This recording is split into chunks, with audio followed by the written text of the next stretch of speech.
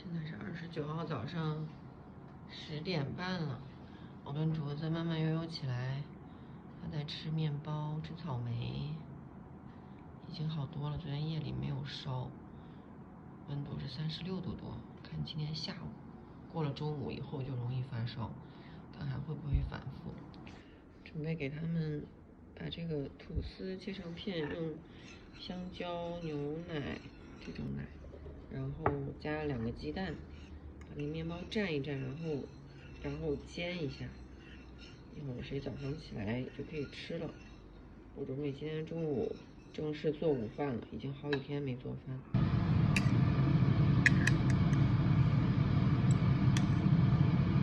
放了一点香草精，香蕉其实是可以不放的，但是我想它有点甜甜的味道嘛，然后就正好家里有熟透的香蕉。边热黄油，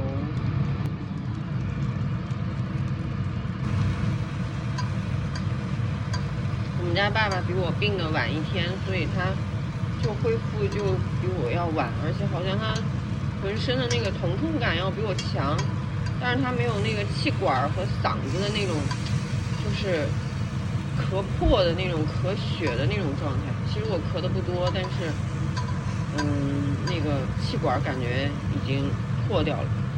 但是好在我用的药还比较，我觉得我用药用的还比较那个及时。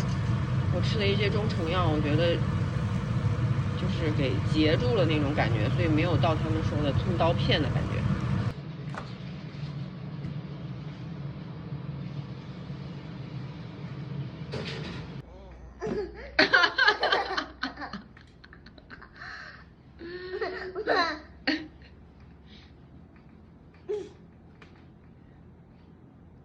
搬不起来了，1、2、3。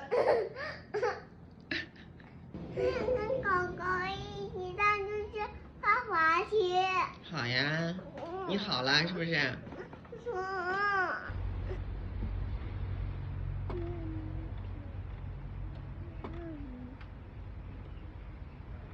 想来想去啊，还是想吃烤肉。幸好之前囤的有，然后先把这个拿这个苏肥标把这个锅每次都擦一下，用完了再擦一次。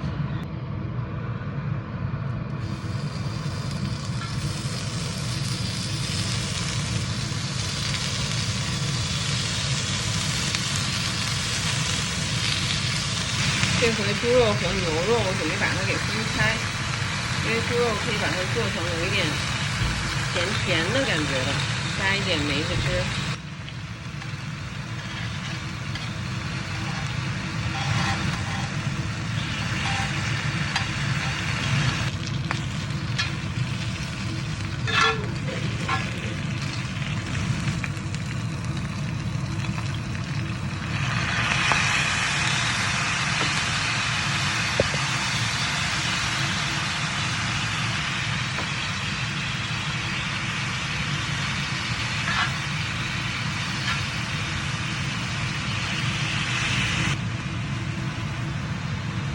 很好吃，发现我还是能够尝出来这个好吃的味道的。